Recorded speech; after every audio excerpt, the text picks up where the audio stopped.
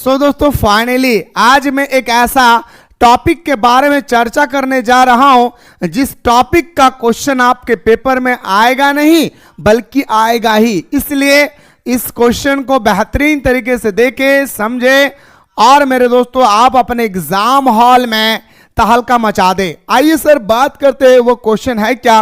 तो क्वेश्चन है मेरे रसगुल्ला, क्वेश्चन कहता है कि संक्षेपण क्या है, इसका अर्थ बताना है, संक्षेपण का परिभाषा देना है, क्या विशेषता है, संक्षेपण की क्या क्या क्वालिटी है और संक्षेपण का कितने प्रकार होते हैं, इसे विस्तार पूर्वक हमें और आपको मिलकर बताना है। मेरे लाडला गौर से सुनेगा। आप लोगों को मैंने पल्लवन पढ़ाया था और पल्लवन में मैंने कहा था कि छोटे चीजों को विस्तार करना, छोटे चीजों को बड़ा करना हमारा पल्लवन कहलाता है। ठीक पल्लवन का ऑपोजिट होता है हमारा संक्षेपण। क्या होता है सर? पल्लवन का ठीक हमारा ऑपोजिट होता है मेरे रसगुल्ला क्या?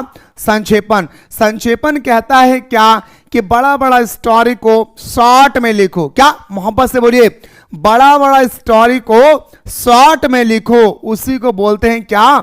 संक्षेपण। यानी कोई कहानी अगर 100 लाइन का है, सॉरी 90 लाइन का है, तो 90 लाइन की कहानी को आप 30 लाइन में कन्वर्ट करें। कितना लाइन में मेरे भाई? तो बोलेंगे सर 30 लाइन में कन्वर्ट करें। याद रखिएगा भाई, ठीक है। चलिए मेरे भाई आते हैं सर, बहुत प्यारा सा टॉपिक है, हमें और आपको एक ही बार में समझ। अगर आप भी चाहते हैं कि सर मुझे ग्रेजुएशन में अच्छी तरह से सारे सब्जेक्ट की तैयारी करना है, तो मेरे दोस्तों आप लोगों को प्ले स्टोर से मिसाइल क्लासेस के एप्लीकेशन को डाउनलोड कर लेना है। डाउनलोड करने के बाद आपके सामने बहुत सारे कोर्सेस होंगे, history honours, political honours, geography honours, आपने कोई भी ऑनर्स पेपर लेकर रखा है, हमारे एप्लीकेशन पे सारे कोर्सेस अवेलेबल है। फटाफट जाएं, ज्वाइन करें और हमारे साथ सुबह दोपहर शाम जुड़ करके ऑनलाइन क्लास के माध्यम से आप लोग अपनी तैयारी को मजबूत कर सकते हैं। और हाँ, क्लास को ज्वाइन करने में कोई भी दिक्कत होगी, नीचे नंबर स्क्रॉल हो रही है, इस नंबर पे आप लोग हमें कॉल करेंगे। कोई भी दिक्कत होगी इसी नंबर के माध्यम से आप लोगों के प्रॉब्लम को सॉल्व किया जाएगा। तो लेट ना करें, अभी ऑफर चल रही है, फटाफट जाएं। सेमेस्टर 1 का, सेमेस्टर 2 का, किसी भी सेमेस्टर में रिलेटेड है, फटाफट जाकर के हमारे साथ मोहब्बत से देखते हैं। सर सबसे पहले हम लोग बात करते हैं संक्षेपण। आज वेरी गुड रुपेक टुडू, ठीक है। तो बताएंगे सर संक्षेपण का अर्थ क्या है। सार, सार का मतलब क्या था दोस्तों? छोटा, अर्थात किसी दिए हुए लेख हो, टिप्पणी हो, अनुच्छेद हो, निबंध हो को संक्षिप्त करना या सार निकालना। संक्षेपण से आशय दिए हुए लेखन के मुख्य विचार, तर्क आदि को कम से कम मुख्य शब्दों द्वारा श्रोता तक पहुंचाना। श्रोता कौन है सर? सुनने वाला। श्रोता किसे कहते हैं सर? तो बोलेंगे सर सुनने वाला। यानी अभी जो मैं जो बोल रहा हूं ये आप लोग सुन रहे हैं, तो आप लोग श्रोता हो गए और मैं वक्ता हो गया। क्या मैं बक बक बक बक करते जा रहा हूं, आप लोग श्रोता हैं, आप लोग सुनते जा रहे हैं। तो मेरे भाई आप कोई भी स्टोरी को इस तरह से लिखे कि बड़का सा स्टोरी को आप छोटा में कन्वर्ट करें, परिवर्तन करें, संक्षेपण कहलाता है। सीधा सीधा याद रखिएगा। यहां पर वही कह रहा है कि सार अर्थात किसी दिए हुए लेख, टिप्पणी, अनुच्छेद या निबंध को संक्षिप्त करना या सार निकालना हमारा संक्षेपण कहलाता है। संक्षेपण से आशय दिए हुए लेखन के मुख्य विचार, तर्क आदि को कम से कम मुख्य शब्दों द्वारा श्रोता तक पहुंचाना है। भाई क्या बोलेंगे सर? मुख्य श्रोता तक पहुंचाना है। समझ गए भाई? अरे कहिए ना सर, वाकई में सर आपने गर्दा उड़ा दिया है सर। आइए सर पहला पॉइंट की हम लोग मूव करते हैं। किसी विस्तार से लिखे गए विषय, मामले अथवा आदि को संक्षेप में लिखकर प्रस्तुत कर देना सार लेखन या संक्षेपण कहलाता है। अगर आपके एग्जाम में संक्षेपण के जगह पे एक शब्द लिखा रहे सार लेखन, तो घबराना नहीं। पानी को ही जल बोलते हैं, जल को ही नीर बोलते हैं, अरे नीर को ही तो तोय बोलते हैं, अरे तोय को ही तो वाटर बोलते हैं। मतलब एक ही नाम की चीजों को हम लोग कई नामों से जानते हैं। ठीक इसी प्रकार जो हमारा संक्षेपण है इसे हम लोग सार लेखन के नाम से भी जानते हैं, इसे भी याद रखिएगा। तो किसी विस्तार से लिखे गए विषय, मामले अथवा आदि को संक्षेप में लिखकर प्रस्तुत कर देना सार लेखन या संक्षेपण कहलाता है। समझ गए भाई? ओके आइए सर पॉइंट नंबर 2 में। इसमें अनावश्यक बातें मैंने आपको बताया था पल्लवन में भी कि आप लिखते समय इस बात का हमेशा ध्यान रखें कि आप कभी भी अनावश्यक बातों को शामिल नहीं कर सकते हैं। मैंने आप लोगों को पहले ही बताया था। तो इसमें अनावश्यक बातें, संदर्भ, तर्क वितर्क आदि को हटा दिया जाता है और मूल्य, विचार, तथ्य और भावों को ही रखा जाता है। तर्क वितर्क का मतलब होता है ना भाई, तुम कह रहा है संडे है, मैं कह रहा हूं आज मंडे है, तुम कह रहा है संडे है, मैं कह रहा हूं मंडे है, तो ये दोनों के लिए क्या हो गया भाई, तर्क वितर्क हो गया। तो ये शब्द को वहां से हटा दिया जाता है। ये जो शब्द है भाई इसको हटा दिया जाता है। मतलब जो तर्क होती है भाई, जो एक तरह का देखा जाए देहाती भाषा बोलेंगे क्या, जो झगड़ा टाइप का होता है उसको वहां से उठा के निकाल दो भाई। अब ऐसा शब्द का इस्तेमाल संक्षेपण में कभी भी नहीं होता है। ठीक है, समझ गए भाई। एक बार डन कर दीजिए कि सर दोनों पॉइंट बहुत विस्तार पूर्वक हम लोगों को समझ में आ गया भाई। ठीक है ना, चलिए अब मैं आपको लेकर चलता हूं नदिया के पार, जहां पे बताएंगे संक्षेपण की परिभाषा। अभी आप लोगों को मैंने सिर्फ और सिर्फ संक्षेपण का अर्थ बताया, तो आप लोगों को क्या पता चला इससे कि सर संक्षेपण का मतलब होता है क्या, बड़ा स्टोरी को छोटा करना। क्या सर, बड़ा स्टोरी को छोटा करना। आप लोगों को यही पता चला कि सर बड़े बड़े स्टोरी को छोटा में कन्वर्ट करना। अब आइए सर बात करते हैं संक्षेपण की प्रमुख परिभाषा निम्नलिखित है भाई। अब अलग अलग विद्वान आते हैं, अलग अलग विद्वान अलग अलग परिभाषाएं देते हैं और देने के बाद मेरे दोस्तों वो कहता है यही संक्षेपण है। तो आइए सर सबसे पहले कौन सा विद्वान आया था, डॉक्टर कैलाश चंद्र अग्रवाल। डॉक्टर कैलाश चंद्र अग्रवाल आते हैं और संक्षेपण के बारे में पहली परिभाषा देते हैं और बताते हैं कि वो पहली परिभाषा है, संक्षेपण एक स्वतंत्रता पूर्ण रचना होती है। अभी तो बताएं सर, संक्षेपण क्या है, कला है। संक्षेपण लिखने का एक कला होती है। नहीं तो मेरे दोस्त आप ही बताइए 90 लाइन का कोई स्टोरी को 30 लाइन में कैसे कन्वर्ट कर सकते हैं। आप सोचेंगे सर बहुत सारे वाक्यांश को हटा देते हैं, बहुत सारे सेंटेंस को रिमूव कर दिया जाता है। ऐसा नहीं मेरे भाई, आप 30 लाइन के स्टोरी को भी पढ़ेंगे तो आपको समझ में आ जाएगा कि आखिर किसके बारे में किस लिए क्यों लिखा गया है। समझ गया ना, वही कह रहे कला है। तो डॉक्टर कैलाश चंद्र अग्रवाल कहते हैं संक्षेपण एक स्वतंत्रता पूर्ण रचना होती है, उसमें मूल्य अवतरण की सभी आवश्यक बातें को संक्षिप्त रूप में प्रस्तुत किया जाता है। मतलब उस स्टोरी में जो इंपॉर्टेंट बातें हैं, साथ ही साथ जो हमारा जरूरतें बातें हैं, वो सारे बातों को संक्षेपण में शामिल किया जाता है।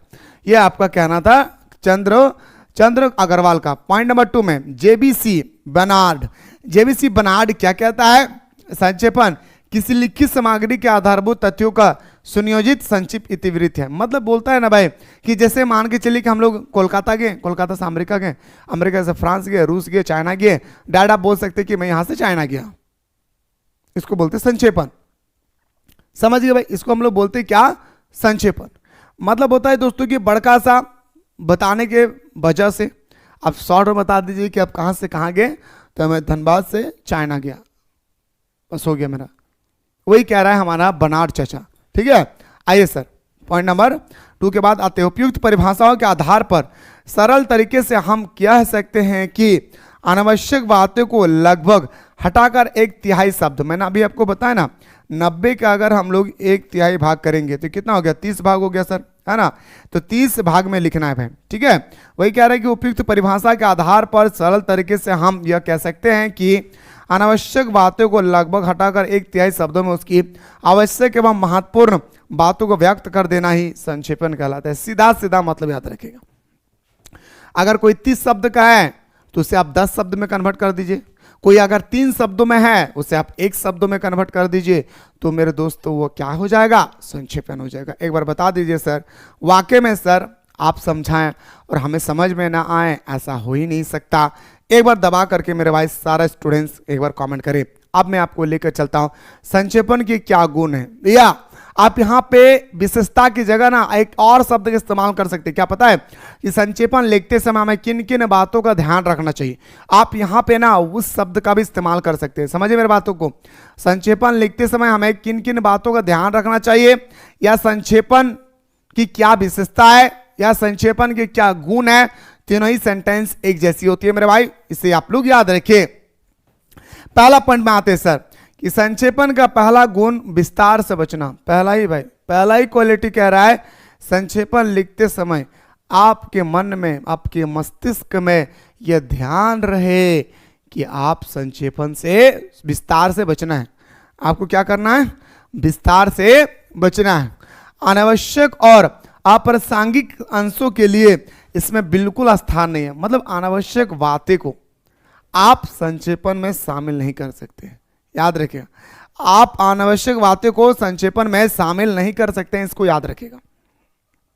ठीक है, आइए, अनावश्यक तथ्यों को काट छांट करते समय इस बात का ध्यान रखना आवश्यक है कि कथन का मूल्य भाव नष्ट ना हो। यानी अभी मैंने आपको बताया कि 90 लाइन का कोई स्टोरी है, जब इसे आप 30 लाइन में कन्वर्ट करेंगे, जब इसे आप 30 लाइन में परिवर्तन करेंगे, तो काट छांट करते समय आपका ध्यान इस तरह होनी चाहिए कि हमारा इस कहानी का मूल्य भाव जो है वह नष्ट होनी नहीं चाहिए। मेरा कहानी का मूल्य भाव जो है वो नष्ट होनी चाहिए। जैसे ईदगाह कहानी में, आप बहुत बड़ी ईदगाह कहानी है, 5 से 6 पेज का कहानी है। अब ईदगाह कहानी का संक्षिप्त करते समय आप हमीद को नहीं हटा सकते हैं, अब हमारा हमीद की दादी अमीना को नहीं हटा सकते हैं। इस बात को याद रखिएगा।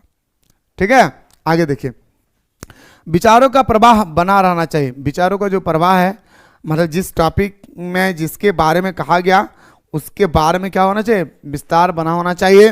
ठीक है, उसकी क्रमबद्धता कहीं खंडित ना हो।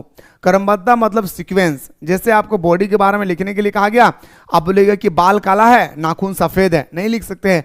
अब बाल के बाद हेड लिखिए, हेड के बाद ईयर लिखिए, ईयर के बाद नोज, आइज, फेस, टीथ, टंग, इस तरह को बोलते हैं सीक्वेंस वाइज। हमेशा स्टोरी सीक्वेंस वाइज लिखा जाता है। ठीक है, इसको याद रखिएगा। वही क्या आ रहा है पॉइंट नंबर 3 में, विचारों का प्रवाह बना रहना चाहिए, उसकी क्रमबद्धता कहीं खंडित ना हो। ठीक है, पॉइंट नंबर 4, संक्षेपण में अस्पष्टता होना आवश्यक है। संक्षेपण में अस्पष्टता होना, क्लियरिटी होना। आप ऐसा लिख दिए, आप मेरे भाई पढ़ने वाले पढ़कर समझ ही नहीं पा रहे भाई कि आखिर आपने क्या लिखा भाई, है ना। याद रखिएगा, दाल लिखा है या लाद लिखा है, समझ रहे ना।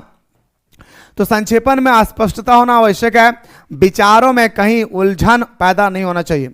आप ऐसा शब्द का इस्तेमाल करें संक्षेपण लिखते समय कि विचारों में कहीं भी कुछ भी क्या होना चाहिए भाई, कहीं भी कुछ भी उलझन पैदा नहीं होनी चाहिए। अगर आपका विचार में आपका संक्षेपण में उलझन पैदा हो रहा है तो वह फिर संक्षेपण नहीं कहलाएगा, इसको याद रखिएगा भाई। ठीक है, आगे देखिए, संक्षेपण की भाषा सरल होनी चाहिए। पल्लवन की भाषा सरल, सहज, स्पष्ट, क्लियरिटी मैंने आपको बताया था। ठीक इसी तरह से संक्षेपण जो है मेरे लाडला, संक्षेपण भी हमारा सरल भाषा होनी चाहिए, है ना। वाक्यांश छोटे छोटे होना चाहिए ताकि कोई भी श्रोता एक ही बार में, कोई भी पाठक एक ही बार में पढ़ के समझ सके। वाक्यांश छोटे छोटे होना चाहिए। संक्षेपण ना अत्यंत छोटा और ना अत्यंत बड़ा हो। संक्षेपण ऐसा नहीं है कि आप 90 लाइन का है आप 10 लाइन में कन्वर्ट कर दिए, ऐसा नहीं है कि 90 लाइन का है आप 70 लाइन में कन्वर्ट कर दिए। नहीं, संक्षेपण लिखते समय आपके मन में यह ख्याल होने चाहिए कि कोई भी कहानी का 1/3 पार्ट लिखना है। यानी अगर 3 लाइन का है तो 1 लाइन में लिखना है, 3 पेज का है तो 1 पेज में कन्वर्ट करना है। सीधा सीधा याद रखिएगा। ठीक है, पॉइंट नंबर 6 में, संक्षेपण में एक ही भाव या विचार के बार बार दोहराने से पुनरावृत्ति दोष होता है। संक्षेपण की कला कम से कम शब्दों में निखरती है।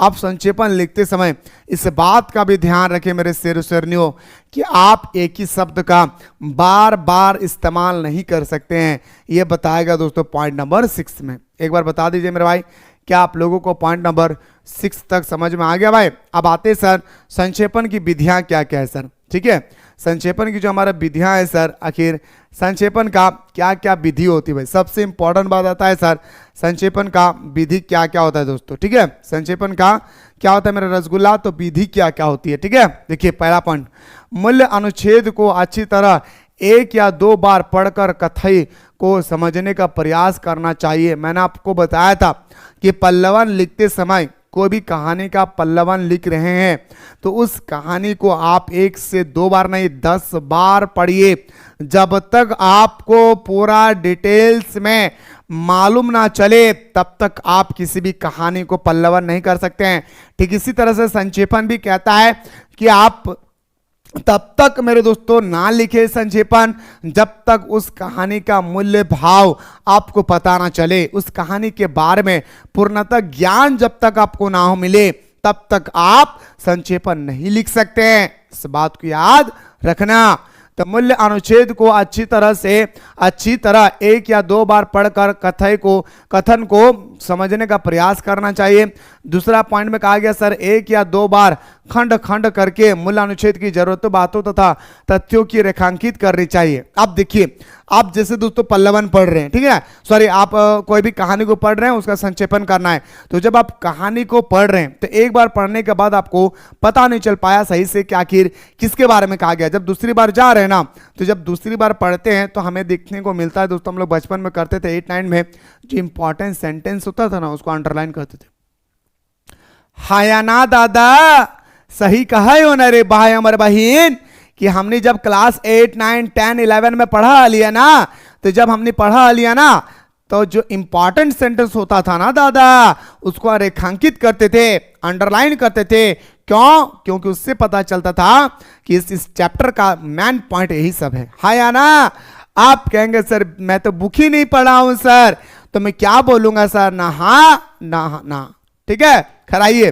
तो एक या दो बार खंड खंड करके मूल अनुच्छेद की जरूरत तत्वों तथा तथ्यों की रेखांकित करनी चाहिए, यानी अंडरलाइन करना चाहिए। पॉइंट नंबर 3 में उदाहरण, आगे क्या कहते हैं मेरे भाई, कि उदाहरण, पुनर्वृत्तियां, लोकोक्तियां तथा असंगत और अनावश्यक बातों को छोड़ देना चाहिए। मतलब आप यहाँ पे मुहावरे का इस्तेमाल नहीं कर सकते, सीधा सीधा याद रखिएगा।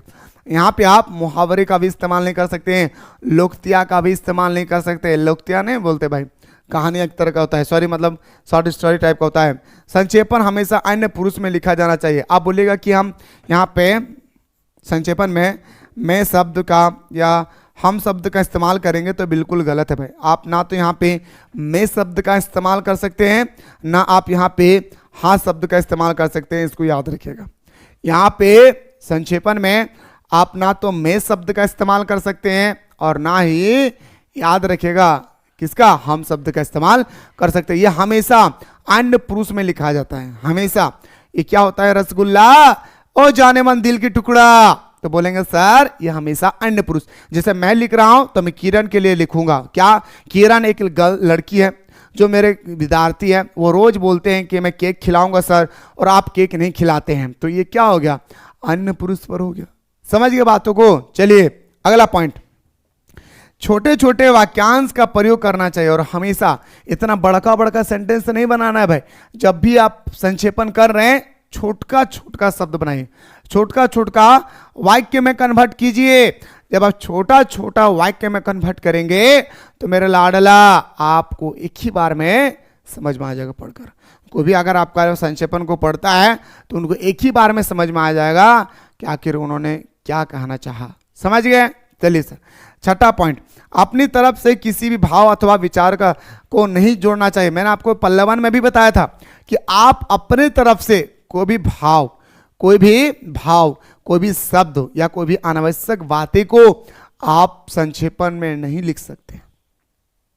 आप बोल देंगे कि मैं फ्री था तभी संक्षेपण लिख रहा हूं, अन्यथा हम नहीं लिखते। आप ऐसा शब्द का इस्तेमाल नहीं कर सकते, इस चीज को ख्याल रखिए। समझ गए मेरे भाई। चलिए अगला देखिए, 7वां पॉइंट में, कभी कभार संक्षेपण के लिए शब्दों की संख्या दी गई होती है, उसका यथासंभव पालन करना चाहिए। जैसे दोस्तों लिखा रहता है कि इस स्टोरी में 2000 शब्द है, एग्जाम्पल, ठीक है, इसे आप मात्र आप 400 से 500 शब्दों में पल्लवन करें, सॉरी संक्षेपण करें।